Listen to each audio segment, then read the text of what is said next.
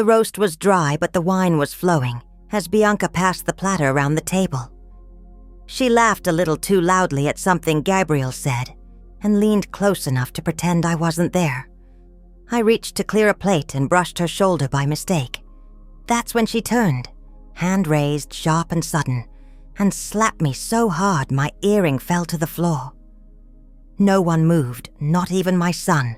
I didn't cry. I didn't speak. I just picked up my purse and walked out into the cold evening air, but what she didn't know was that her perfect life sat on a foundation signed in my name, and by the time they got back from dinner, her laughter had stopped for good. Before we jump back in, tell us where you're tuning in from. The shock didn't hit me until I reached my car. My cheek burned where her hand had struck, but the hollow ache in my chest hurt far more. 12 years since David died.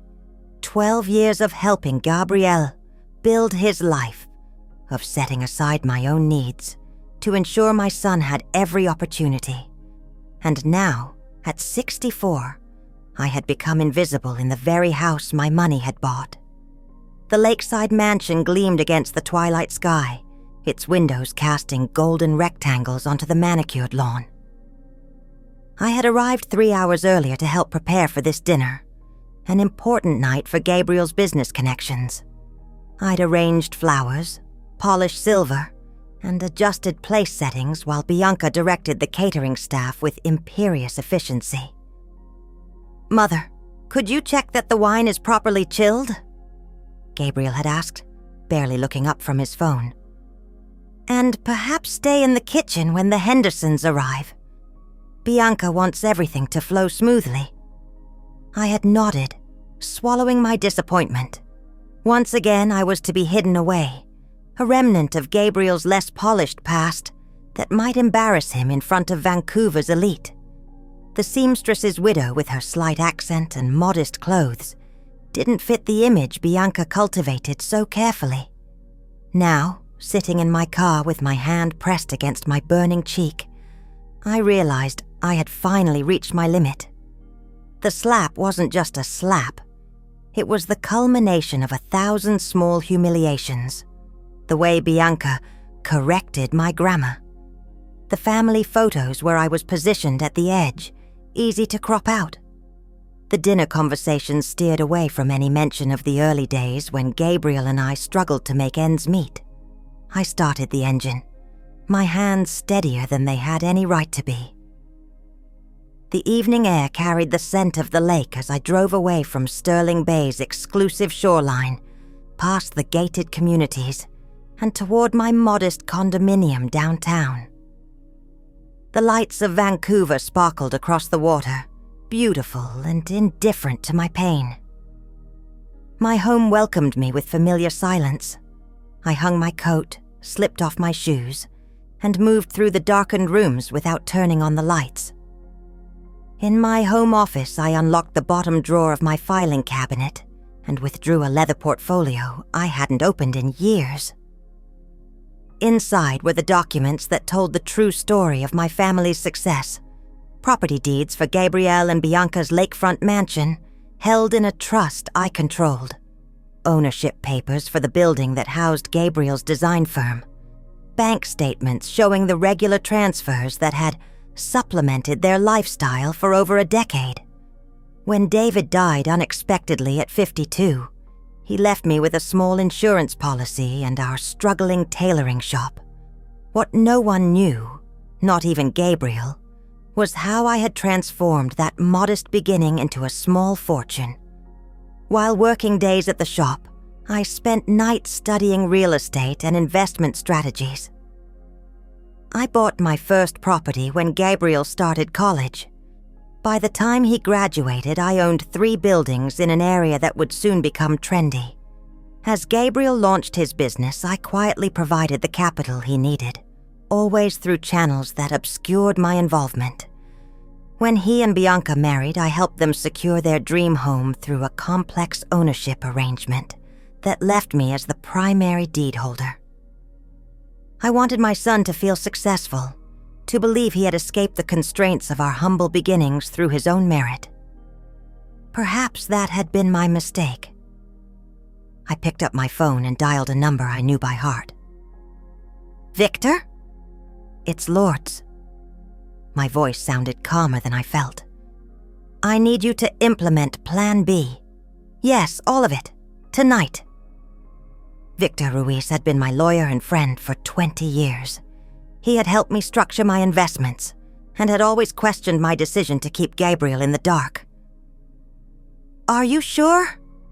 He asked, concern evident in his voice.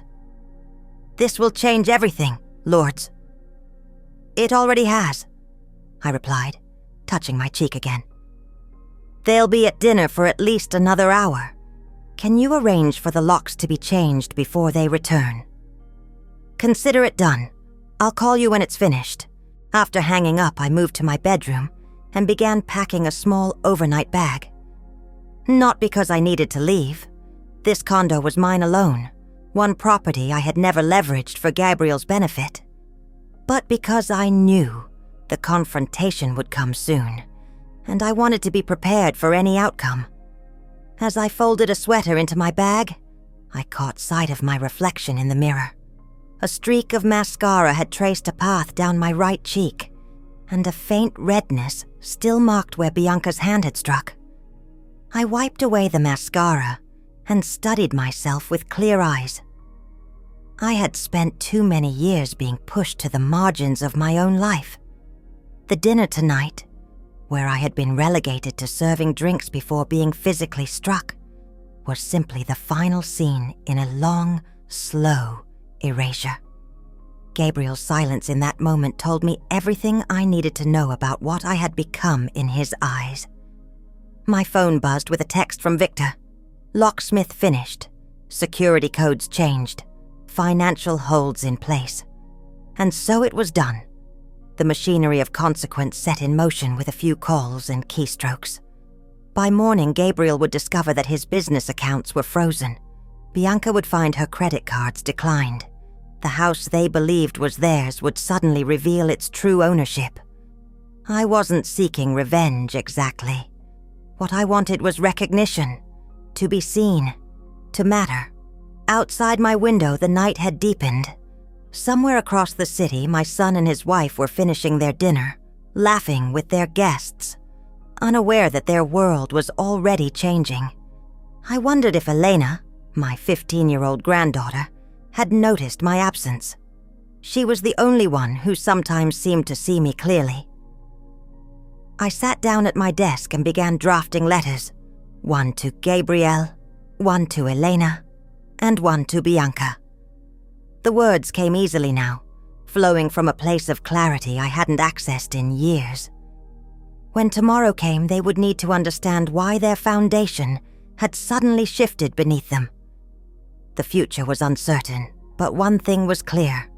I would never again be invisible in my own life. I sealed the letters and placed them on my desk, my hands steady despite the gravity of what I had set in motion. The clock on the wall read 9:42 p.m. Gabriel and Bianca's dinner party would be winding down soon. The Hendersons and other guests would make their polite excuses, compliment the evening, and drift away, leaving my son and his wife to return to a home that no longer welcomed them. My phone rang. Victor again. "It's done," he said without preamble. "The trust accounts are frozen. The automatic mortgage payment scheduled for tomorrow has been cancelled. I've notified the property management company about the change in access protocols. And the security cameras? Redirected to your private server. You'll be able to see everything from your laptop." I opened my computer and clicked on the newly installed application. The screen divided into quadrants, showing different angles of Gabriel and Bianca's home. The circular driveway, the front entrance, the back patio, overlooking the lake, and the garage. All quiet for now, but that would change soon enough. "Thank you, Victor. I know this is beyond your usual legal counsel." "Lords," he said, his voice softening. I've watched you build an empire while allowing others to take credit. I've seen you sacrifice your own comfort for people who don't recognize your worth. This isn't just legal counsel. It's long overdue justice. After we hung up, I made myself a cup of tea and settled in the living room with my laptop. The house remained on screen, its expensive tranquility about to be shattered. I touched my cheek again. The sting of Bianca's slap now faded to a dull ache. What still burned was Gabriel's silence, his passive acceptance as his wife struck his mother, and no one, not one person at that elegant table, objected. At 10:16 p.m., headlights swept across the driveway as the first guest departed. I watched them leave in expensive cars, their evenings unaltered while mine had fractured irreversibly. By 10:38, the last guest was gone, and a few minutes later, the catering staff exited through the service entrance. At 11:05, Gabriel's sleek BMW pulled into the garage, followed by Bianca's white Range Rover. I leaned closer to the screen, heart pounding despite my determination to remain detached. This was the moment when consequences would become real. I watched as they approached the front door, Bianca walking slightly ahead, Gabriel following with his shoulders slumped, a posture I recognized from childhood when he anticipated trouble. Bianca inserted her key into the lock and turned it. Nothing happened. She tried again, more forcefully this time. Even without audio, I could interpret their confusion from their body language. Gabriel stepped forward, taking the key from her and trying himself. He pulled out his phone, presumably calling their security company. Minutes later, he was gesturing animatedly, his face contorted with increasing alarm. My phone buzzed with a text. I expected Victor, but instead saw Elena's name, my granddaughter. Reaching out at this precise moment, as if some subconscious connection had alerted her to the unfolding drama. "Grandma, are you okay?" Mom said you left suddenly. What happened? I hesitated, torn between shielding her and honesty. Elena had always been perceptive, seeing through the polished veneer of her parents' lives to the tensions beneath. "I'm fine, sweetheart. There was a disagreement. We can talk tomorrow." 3 dots appeared as she typed, disappeared, then reappeared. "Mom slapped you, didn't she? I heard them arguing about it after everyone left." My breath caught. So Gabriel had confronted Bianca after all. Not at the moment when it mattered, but later, in private, where appearances were no longer at stake. Before I could respond, my phone rang. Gabriel. I let it go to voicemail, watching on screen as he paced the driveway, phone pressed to his ear, gesturing for Bianca to try her key again in the side entrance. A minute later, his message arrived. "Mother, something's wrong with the house locks and alarm system. The security company says the codes have been changed and they can't override them without new authorization. Are you involved in this? Please call me back immediately." His voice held confusion rather than accusation. He hadn't yet connected the dots. That would come with morning, when the bank notifications arrived and the full scope of the changes became clear. I turned my attention back to Elena's text. Yes, she did. "But this isn't about you, Elena. I want you to know that. Where are you? Can I come see you?" "Not tonight. Your parents need you home. We'll talk soon, I promise." On screen, I saw Bianca gesturing wildly, her composure cracking as the reality of being locked out of her perfect home began to sink in. Gabriel was on the phone again, pacing the driveway. I wondered if he was trying to reach me once more, or if he was calling a hotel to arrange accommodations for the night. My tea had grown cold, but I barely noticed as I watched the scene unfold. Part of me wanted to answer Gabriel's call, to explain everything now, and witness his reaction. But timing was crucial. I needed him to experience the full impact of the changes I had implemented, to feel the ground shift beneath him before I offered any explanation. Another text from Elena. "They're taking me to Aunt Catherine's house for the night. Dad can't get into the house and he's really upset. What's going on, Grandma?"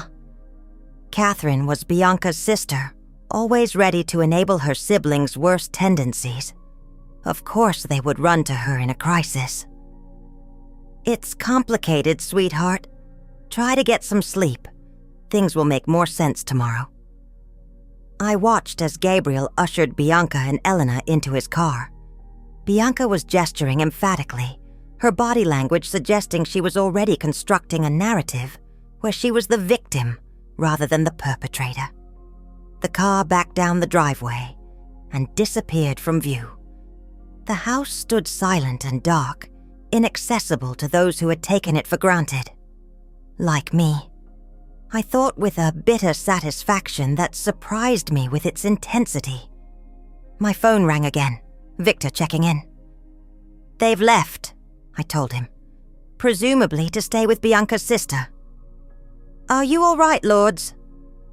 This can't be easy. The simple question broke through my carefully maintained composure. My voice wavered as I answered, "I don't know what I am, Victor." Relieved? Terrified? 40 years of putting everyone else first, and now I've thrown a grenade into my family's life. "A grenade they handed you with the pin already pulled." He reminded me gently, "Get some rest. Tomorrow will be challenging." After we hung up, I closed the laptop, unable to watch the empty house any longer. The stillness of my condo pressed around me, the weight of my actions settling into my bones. I had planned this evening in meticulous detail, considered every legal and financial angle, but I hadn't fully prepared for the emotional toll. As I prepared for bed, my phone chimed with a final text from Elena. "Whatever's happening, I know you must have a good reason. I love you, Grandma." Tears sprang to my eyes, the first I had allowed myself since Bianca's palm connected with my cheek. In all my careful calculations, I had forgotten the simple power of being seen and understood, even if only by a 15-year-old girl who somehow saw more clearly than the adults around her. Tomorrow would bring confrontation, accusations, perhaps even legal threats. But tonight, for the first time in years, I would sleep with the knowledge that I had finally stood up for myself, forcing those who had diminished me to confront the truth of their dependence. The locks had been changed on more than just a house. The door to my silent acquiescence was forever shut. I slept fitfully, waking just before dawn with my heart racing. For a moment, I couldn't place the source of my anxiety. Then the events of the previous evening crashed back into my consciousness. Bianca's slap, Gabriel's silence, my own decisive response. My phone showed 17 missed calls and 32 text messages, most from Gabriel, increasing in urgency as the night progressed, several from Bianca, oscillating between outrage and false concern, one from Victor, confirming that all financial triggers had been executed as planned, and 3 from Eleanor. "We're at Aunt Catherine's." Mom's freaking out, followed by Dad's been on the phone all night. I heard him say something about bank accounts, and finally, at 4:37 a.m., "Grandma, I'm scared. Please tell me what's happening." That last one pierced my determination. Elena was caught in the crossfire, witnessing the unraveling of her parents' carefully constructed world without understanding why. I had meant to shield her, but perhaps honesty was the greater kindness. "I'll pick you up for breakfast at 8. Just you and me. We'll talk then." Her response was immediate despite the early hour. "I'll be ready." I rose and prepared for the day with unusual care, selecting a deep blue dress I rarely wore, applying light makeup, pulling my silver-streaked hair into a neat chignon. Today I would no longer be the invisible woman in the kitchen. Today, I would be seen for exactly who I was, the foundation upon which others had built their lives. At 7:45, I received a text from Catherine's address. Not from Eleanor, but from Gabriel. Mother, Eleanor says you're picking her up. We need to talk about what's happening, please. The restraint in his message surprised me. No accusations, no demands. Perhaps the night had brought some clarity. I didn't respond, choosing instead to let my arrival speak for itself. The drive to Catherine's took me through Sterling Bay's exclusive neighborhoods, past waterfront mansions and manicured gardens. I had always felt like an interloper here, despite owning more property in this area than most of its residents. Catherine's house, while impressive by normal standards, was modest compared to the one Gabriel and Bianca had been locked out of last night. As I pulled into the circular driveway, I saw Eleanor waiting on the front steps, a small backpack at her feet. She wore jeans and a simple sweater, her dark hair loose around her shoulders. She looked younger than her 15 years, vulnerable in a way that tightened my chest. Before I could exit the car, the front door opened and Gabriel appeared behind her. He looked disheveled, his usually impeccable appearance marred by a night of little sleep. Our eyes met through the windshield, and for a moment, I saw the little boy who had once run to me with scraped knees and broken toys, expecting me to fix everything. Not this time. Eleanor hurried to the car, slipping into the passenger seat before Gabriel could intercept her. "Let's go," she said, her voice tight with tension. "Wait," Gabriel called, approaching my window. I rolled it down part way, not enough for him to reach in, but enough to hear him clearly. "Mother, please. What is happening? The house, the accounts, they're saying I don't have access, that everything is in your name." "Not everything," I replied, my voice steadier than I expected. "Just everything you thought was yours." His face paled. "We need to talk about this." "Yes, we do." I glanced at Elena, who was watching our exchange with intense focus. "But first, I'm having breakfast with my granddaughter. I'll meet you at Victor's office at noon." "Victor? Your lawyer?" "Mother, this is a family matter." "It's a legal matter now, Gabriel. Noon. Victor's office." I rolled up the window and backed out of the driveway, leaving my son standing alone, the morning sunlight illuminating the bewilderment on his face. Elena remained silent until we were several streets away. "You did it, didn't you? You locked them out, froze the accounts, all of it." I glanced at her, gauging how much to share. "Yes." "Because Mom slapped you? That was the catalyst, not the cause?" I navigated toward a small cafe near the waterfront, one where Bianca would never set foot. Too quaint, too ordinary for her cultivated image. The cause has been building for years. We claimed a table on the cafe's patio, ordering coffee for me and hot chocolate for Elena. The morning air was crisp, carrying the scent of the lake and the promise of spring. A normal day, though nothing about our situation was normal anymore. "I need you to tell me everything," Elena said, her eyes, so like Gabriel's, so like my own, fixed on me with startling intensity. Not the watered-down version. Everything. I studied her face, seeing not just Gabriel in her features, but David, my late husband. The same determination, the same unwillingness to accept comfortable lies. Perhaps honesty had always been the only path forward. "When your grandfather died," I began, "he left me very little in financial terms. A struggling tailoring shop, a small life insurance policy, the house we had nearly paid off. Gabriel was in college then, and I was determined he would finish, that he would have opportunities I never had. I explained how I had worked days at the shop, then spent evenings studying real estate investment, financial planning, business development. How I had started small, purchasing one rundown property that I renovated myself on weekends, then leveraging that success into more substantial investments.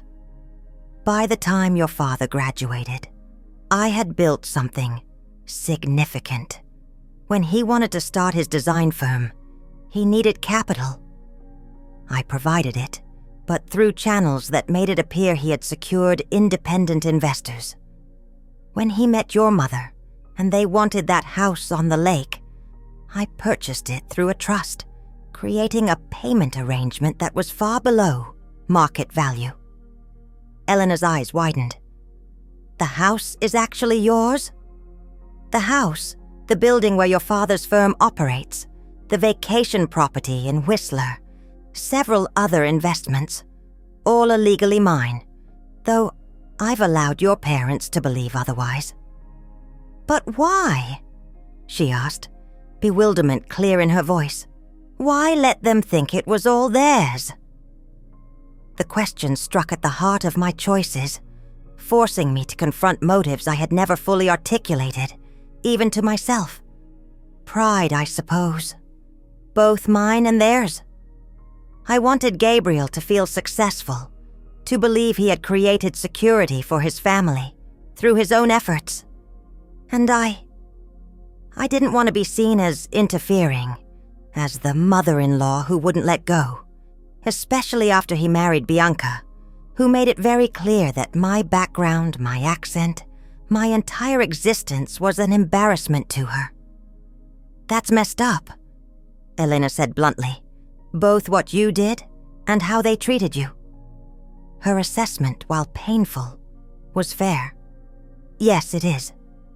I enabled a fiction that ultimately diminished us all.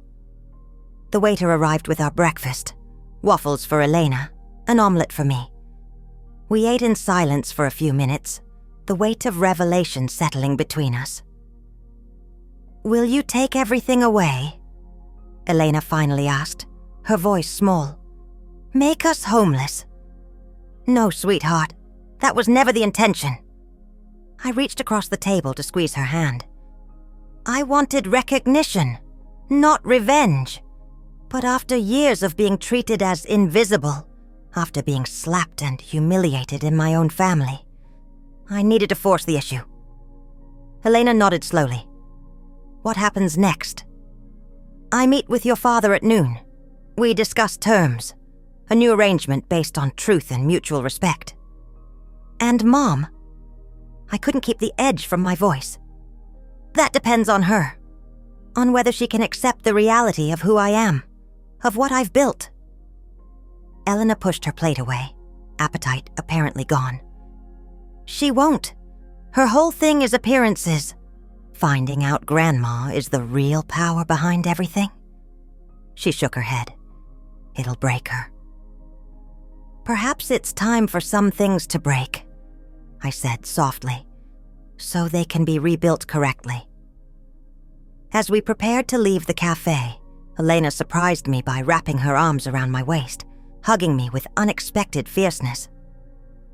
I'm glad you stood up for yourself, she whispered. But I'm scared too. I held her close, breathing in the scent of her shampoo, feeling the tremor in her slim shoulders. I know, Cariña, I said, the endearment slipping out without thought. So am I. My phone vibrated with a text from Victor. Gabriel called, confirming noon meeting. Bianca's trying to access safety deposit box at bank. Be prepared for escalation. The wheels were turning now, reality crashing down on those who had lived too long in comfortable illusion. As I drove Elena back to Catherine's house, I wondered what version of my son would meet me at Victor's office. The chastened boy seeking forgiveness, or the entitled man demanding what he believed was his due. Either way, the time for silence was over. Today, finally, I would be heard. After dropping Elena back at Catherine's house, with a promise to call her later, I drove directly to Victor's office in downtown Vancouver. The gleaming high-rise housed his law firm on the 32nd floor, offering sweeping views of the harbor and mountains beyond. I arrived 30 minutes early, needing time to collect my thoughts before facing Gabriel. Victor met me in the reception area, his tall frame impeccably dressed as always, silver hair precisely cut. "You look well, lords," he said, kissing my cheek. Determined. "I feel different," I admitted as he led me to his private office. "Like I've shed a skin I've been wearing too long.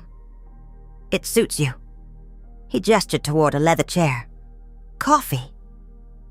I nodded, grateful for the normalcy of the ritual as he poured from a carafe on his credenza. "Has Gabriel called again?" "Twice this morning. The second time, he had his firm's attorney on the line." Victor's expression remained neutral, but I detected a hint of satisfaction in his voice. "I informed them that all legal arrangements were properly executed and documented years ago, with your son's signature on every relevant agreement." "He signed without reading," I said quietly. "He trusted me completely. As was his choice." Victor handed me a steaming cup. "Lords, I've represented you for 20 years. In that time, I've watched you structure your affairs with meticulous care while allowing your son to believe in a fiction of his own creation. You've done nothing legally or ethically wrong. And morally," he sat across from me, considering. "Morally, I believe you finally corrected an imbalance that was hurting everyone involved, yourself most of all." Before I could respond, his intercom buzzed. "Mr. Mendoza has arrived." "Show him in," Victor said, catching my eye. "Ready?" I smoothed my dress, straightened my shoulders. "Yes." The door opened, and Gabriel stepped in. He looked worse than he had earlier this morning, his face drawn, eyes shadowed with fatigue, and something else. Fear, perhaps. Recognition. He wore the same clothes as yesterday, now rumpled from a night of crisis. "Mother," he said, his voice carefully controlled. Then, with a nod to Victor, "Mr. Ruiz. Please, sit down." Victor gestured to the chair beside me. Gabriel hesitated, then took the seat, his body angled slightly away from mine. The distance between us seemed both physical and vast. "I understand you have questions," Victor began, his tone professionally neutral. "Questions?" Gabriel gave a short, bitter laugh. "My house locks have been changed, my business accounts frozen. My credit cards declined this morning when I tried to pay for breakfast. And my mother," he shot me a look of bewildered hurt, "refuses to explain why she's destroying my life." "Not destroying," I said quietly. "Reclaiming." "Reclaiming what?" His voice rose. "What could possibly justify this? This ambush?" I took a deep breath, forcing myself to meet his gaze directly. "Respect, Gabriel. Recognition of truth. Acknowledgement of who has actually built the life you and Bianca take such pride in." His face flushed. "If this is about what happened at dinner, it's about much more than that," I interrupted. "Though being slapped by your wife while you sat in silence was certainly the breaking point." He had the grace to look ashamed. I froze. I should have said something, done something. I know that. "But this response is disproportionate, Mother. You're punishing Elena and me for Bianca's action." "Am I?" I set my coffee cup down, the gentle click against the saucer emphasizing the quiet intensity of my words. "For 12 years, I've supported your lifestyle while being treated as an embarrassing afterthought. I've funded your business through shell companies so you could appear self-made. I purchased your house through a trust, allowing you to live there for a fraction of its actual value, all while being pushed further and further to the margins of your life. Victor slid a folder across the desk toward Gabriel.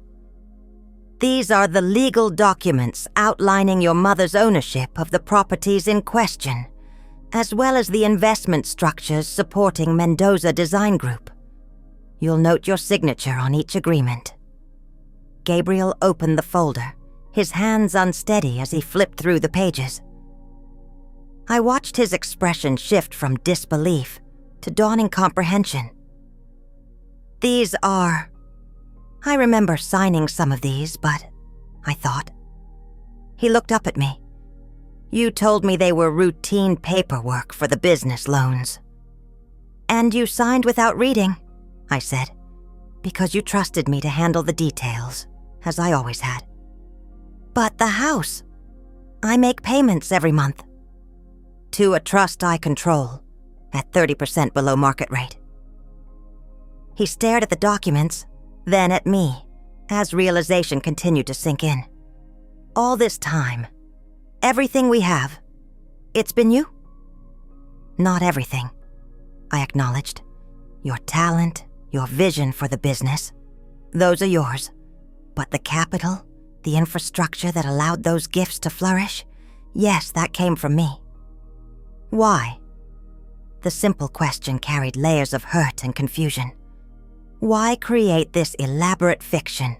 Why let me believe, let everyone believe, that I'd built this success on my own? It was the same question Elena had asked, but coming from Gabriel, it carried different weight. "Because you needed to believe it," I said softly. "Because after your father died, you were so determined to prove yourself, to create security for yourself and eventually for your family. I wanted to help without diminishing your sense of accomplishment." "So you deceived me, for years." "I supported you," I corrected, "silently, invisibly, allowing you the dignity of appearing independent.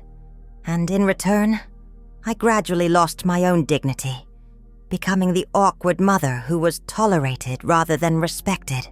Gabriel ran a hand through his hair, a gesture so like his father's that my heart clenched. "I never meant to make you feel that way." "Intention matters less than impact," Victor interjected gently.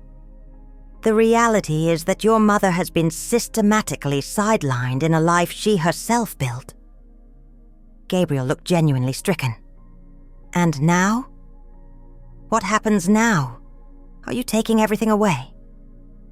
"That depends on you," I said, "on what you're willing to acknowledge, and how we move forward." Victor produced another document. "Your mother has prepared a proposal, a restructuring of the financial arrangements that would allow you to maintain your lifestyle and business with certain conditions." "What conditions?" Gabriel asked warily. "Honesty," I said simply.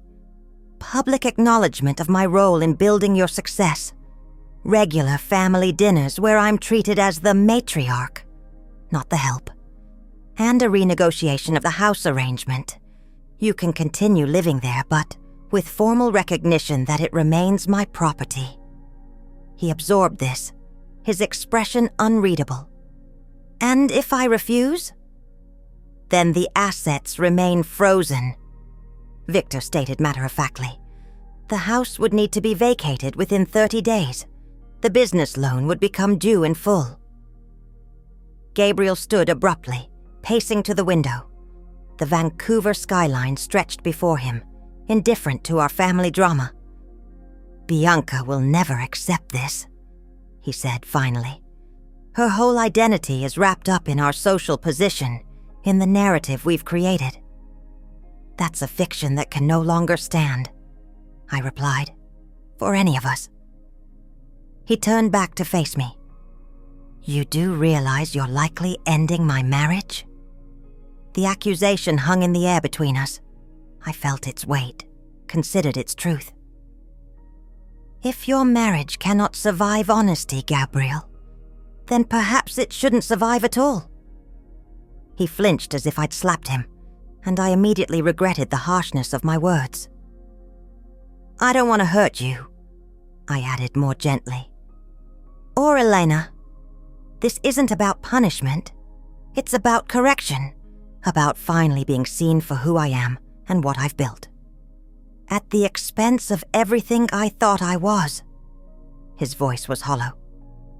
No, I stood, moving to stand beside him at the window.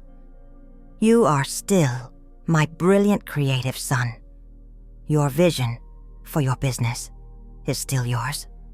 Your love for Elena is still yours. All that's changed is the understanding of how those things were supported. He didn't respond immediately, his gaze fixed on the distant mountains. Finally, he asked, Does Elena know? Yes, I told her this morning. A faint smile touched his lips. That explains her text. Dad, whatever Grandma tells you is true. Listen to her. The knowledge that Elena had reached out to support me, to encourage her father toward truth, warmed something deep within me. She's a remarkable young woman. She is, Gabriel agreed. He turned to face me fully. I need time to think, to talk to Bianca, though I can guess how that will go, and to reevaluate everything apparently. Victor handed him a copy of the proposal. Take 24 hours. We'll meet again tomorrow, same time. Gabriel nodded, gathering the documents with uncharacteristic care. At the door, he paused, looking back at me with eyes that carried echoes of the little boy he had once been. For what it's worth, Mother, I am sorry. About last night. About everything. After he left, I sank back into my chair, unexpected tears blurring my vision. The confrontation had drained me, leaving me hollow yet somehow lighter. Victor touched my shoulder gently. You did well, Lords. Did I? I looked up at him. I've just shattered my son's understanding of himself, possibly destroyed his marriage, and upended my granddaughter's life. You've introduced truth where there was fiction, he corrected. The pain is real but necessary, like setting a broken bone that healed wrong the first time. As I left his office, my phone buzzed with a text from an unexpected source. This is Anya from next door. Heard you might need a friend right now. Lunch tomorrow? Anya Westfield, my neighbor who had been urging me for years to stand up for myself, who had witnessed my gradual erasure from family gatherings and social events, who had seen the truth before I was ready to face it. Yes, I replied. Lunch would be wonderful. For the first time in years, I was making choices based on my own needs, rather than sacrificing for others. The path ahead remained uncertain, fraught with challenges and painful conversations, but I would walk it as myself, visible, acknowledged, respected. No longer the foundation hidden beneath the house, but the cornerstone, prominently placed and essential to all that stood. Hidden foundations were fight over 6. No longer the foundation hidden beneath the house, but the cornerstone, prominently placed and essential to all that stood. This revelation sustained me through the afternoon and into the evening as I waited in my condo, both dreading and anticipating what would come next. I had declined Victor's offer to stay with him and his wife, needing the familiar comfort of my own space, a space that had always been truly mine, free from the complications that had entangled the rest of my life. I watered my plants, prepared a simple dinner, and tried to lose myself in a book, but my mind kept returning to Gabriel's face as understanding had dawned, to Elena's surprising support, to the uncertain future that lay before us all. At 7:42 p.m., my doorbell rang.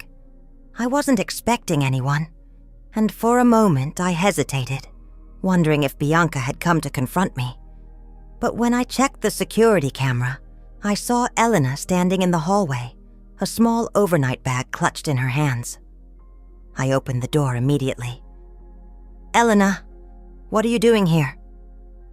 She stepped inside, her face drawn with exhaustion and worry.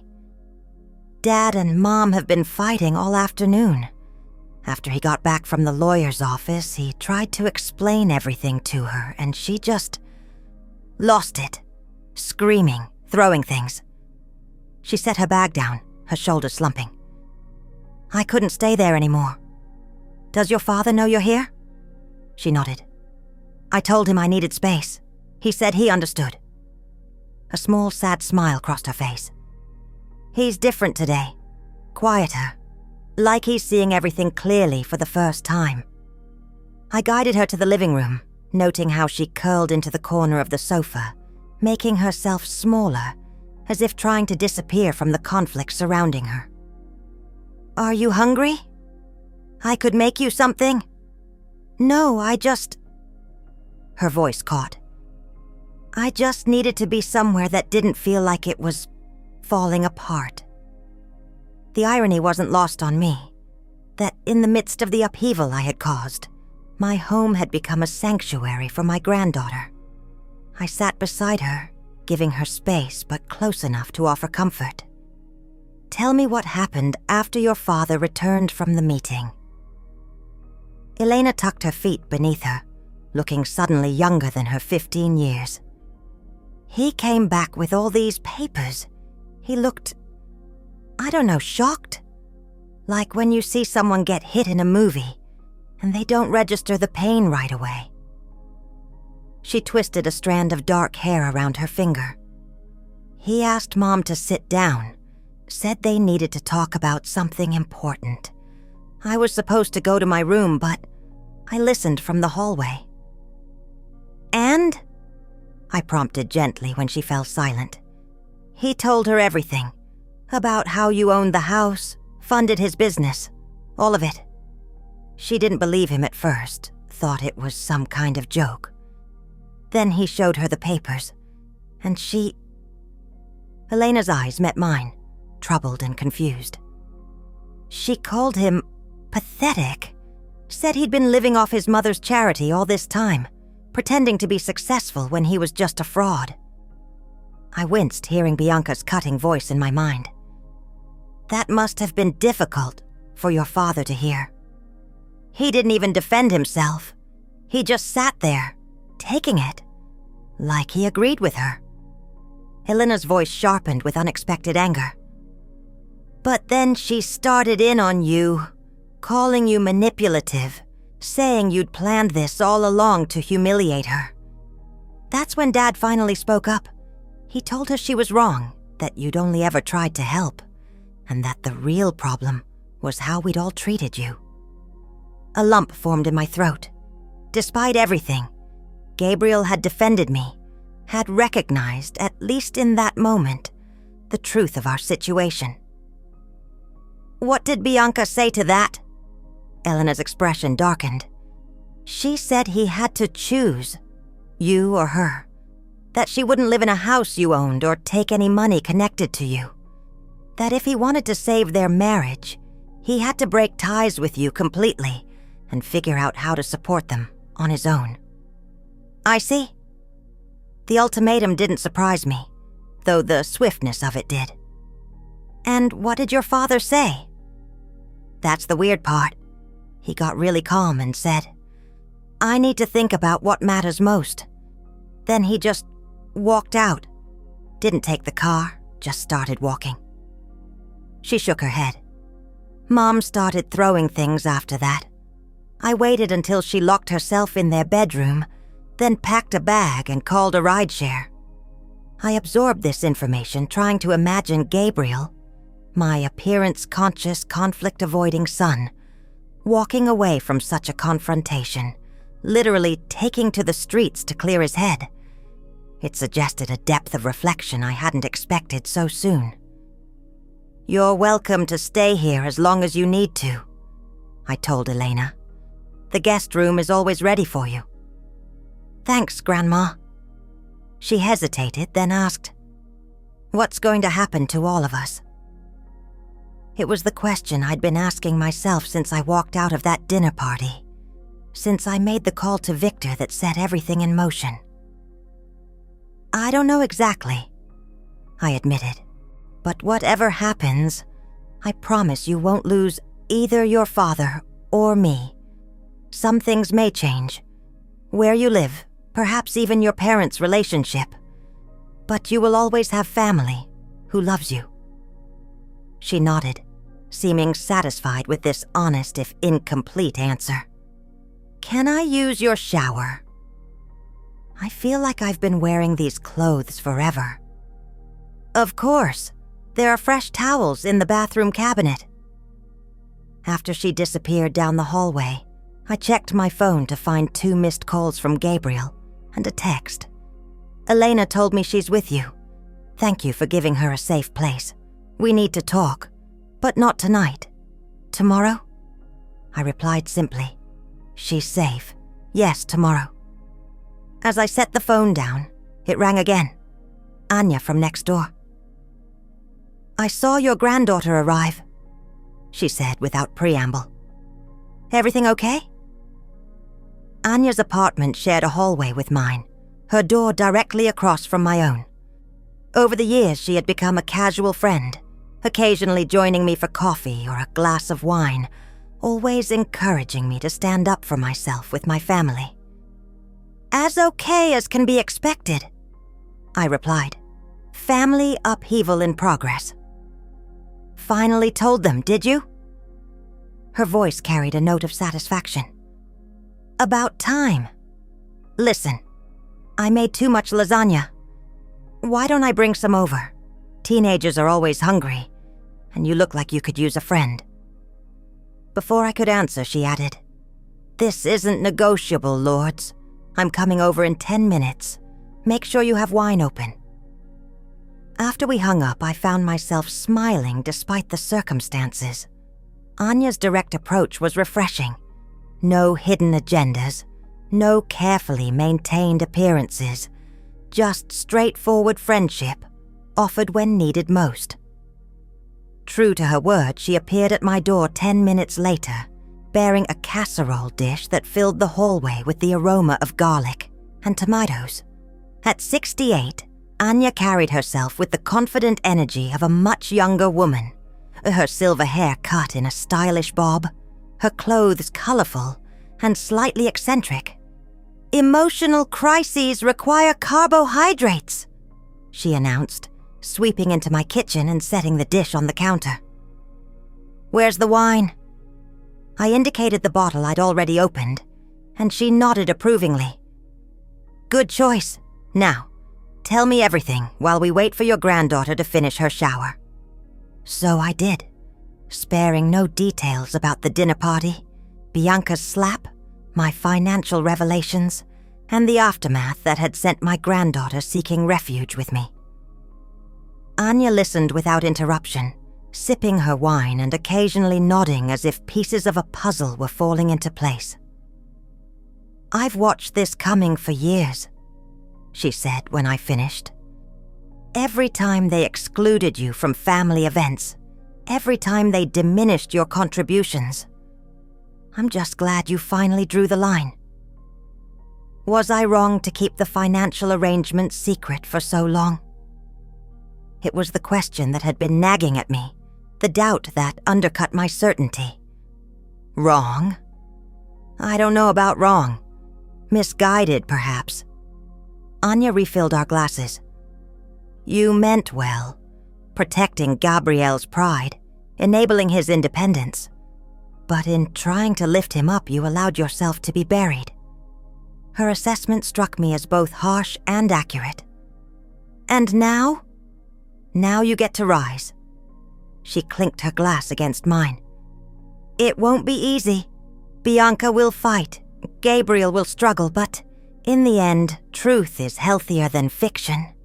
For all of you. Elena emerged from the bathroom just as Anya was serving the lasagna, her damp hair pulled back in a ponytail, wearing pajamas that made her look younger than her 15 years. She eyed Anya curiously. Elena, this is my neighbor and friend, Anya Westfield. Anya, my granddaughter, Elena. The filmmaker, Anya said, surprising both of us. At our questioning looks, she explained, Your grandmother mentioned you're always recording things, making documentaries about your family. Elena's face brightened slightly. I'm working on a project for school, about family histories and how they shape us. Well, you've certainly got material now, Anya said wryly, serving her a generous portion of lasagna. Eat. Creative minds need fuel. The three of us ate together at my small dining table, the conversation deliberately turning away from family crisis to lighter topics. Elena's school projects, Anya's recent painting class, my container garden on the balcony. For a brief time, the weight of the situation lifted, allowing space for normalcy, even laughter. After Elena excused herself to get ready for bed, Anya helped me clear the dishes. She's a remarkable young woman, she observed. Perceptive, strong. Yes, I agreed, feeling a surge of pride. She is. Whatever happens with Gabriel and that wife of his, make sure you maintain your relationship with Elena. She needs you. Not just your financial support, but you. The distinction struck me forcefully. For so long, I had equated support with money, provision with love. But Elena had sought refuge with me not because of what I could give her materially, but because of who I was to her. After Anya left, I checked on Elena, finding her already asleep in the guest room, her phone clutched in her hand, as if waiting for a message from her father. I gently removed it, placing it on the nightstand, and pulled the blanket more securely around her shoulders. Back in the living room, I stood at the window overlooking the city lights, considering the path that had led me here and the uncertain road ahead. Tomorrow would bring another conversation with Gabriel, more decisions, more revelations. But tonight I had provided sanctuary for my granddaughter, shared a meal with a true friend, and stood firmly in my own truth. The foundation was shifting, yes, but perhaps what would be built upon it now would be stronger, more honest, more worthy of us all. My phone chimed softly with a text from Gabriel. I spent hours walking around the lake, thinking about everything. About who I've been and what I've allowed. I'm ready to talk tomorrow. Really talk. Not about money or property, but about what I owe you. What we all owe you. As I read his words, something long constricted in my chest began to loosen. Not forgiveness exactly. That would take time. But possibility. The possibility that from this painful unraveling might come a new beginning. One built on truth, rather than comfortable lies. I replied with words I hadn't said to my son in far too long. I love you, Gabriel. We'll figure this out together. Then I turned away from the city lights and toward the quiet of my home, where my granddaughter slept peacefully, and the future, though uncertain, finally held the promise of authenticity. Morning arrived with gentle spring sunshine filtering through my blinds. I found Elena already awake, sitting cross-legged on the balcony with a mug of tea, watching the city come to life below. Dad texted, she said as I joined her. He's coming here at 10. I checked my watch. Just over an hour. Are you comfortable with that? She nodded. I think he's different now. Like something finally clicked. We shared a quiet breakfast, both lost in our own thoughts about the conversation to come. At precisely 10, the doorbell rang. When I opened it, I barely recognized my son. Gabriel stood before me not in his usual designer clothes, but in simple jeans and a sweater I'd given him years ago. His hair was unstyled, his expression open and vulnerable, in a way I hadn't seen since he was a boy. Mother, he said softly, then surprised me by stepping forward to embrace me. Not the perfunctory hug of recent years, but a genuine hold, tight and trembling. I'm so sorry. Over his shoulder, I saw Elena watching us, her eyes bright with unshed tears, In my living room, Gabriel didn't take charge of the conversation, as he normally would. Instead, he sat quietly, hands clasped between his knees. "I've made so many mistakes," he began, "but the worst was forgetting who helped me stand." He looked up, meeting my eyes directly. "I built my identity on the fiction that I achieved everything through my own efforts. I let Bianca believe it because it made us both feel important, and in the process, I pushed aside the one person who made it all possible." "What happens now?" I asked, unwilling to make this too easy for him, despite the ache in my heart. "Bianca left this morning. She's staying with her sister until we come to our senses about the financial situation." He gave a rueful smile. "I don't think that's going to happen." "I'm sorry," I said, and meant it. Despite everything, I hadn't wanted to destroy his marriage. He shook his head. "Don't be. This has been coming for a long time. The foundation was already cracked. Your actions just revealed how deeply." Elena moved to sit beside her father, taking his hand in silent support. "I've drawn up a proposal," Gabriel continued, pulling papers from his bag. "Not legal documents, Victor will handle those, but a framework for our family, moving forward." I looked over his notes, my vision blurring slightly as I read, "Public acknowledgement of mother's financial role in business and property, restructuring of business, to include mother on board of directors, regular family dinners, weekly, not when convenient, documentation of mother's life story, Elena's project, new living arrangements that respect actual ownership. It's a start," he said quietly, "if you're willing. And Bianca, I hope she'll accept the new reality eventually. If not..." He squeezed Elena's hand. "We'll face that together." 3 months later, I sat in the front row of the community center auditorium, watching Elena adjust her camera. The room was filled with people from across Vancouver, friends, business associates, and notably, Gabriel seated beside me, now living in a modest apartment near my building. "Welcome to the premiere of Hidden Foundations," Elena announced to the audience. "A documentary about my grandmother, Lourdes Mendoza, and the invisible structures that support the lives we build." As the lights dimmed and my face appeared on screen, I felt Gabriel's hand cover mine. "Thank you," he whispered, "for everything." The film unfolded my story, from young immigrant to widowed mother to secret business mogul. It included painful truths about our family dysfunction, alongside hopeful moments of reconciliation. Elena had captured it all with unflinching honesty. Bianca wasn't present. She had filed for divorce last month, unable to accept the new narrative of our family. But her absence felt less like a wound and more like a necessary ending.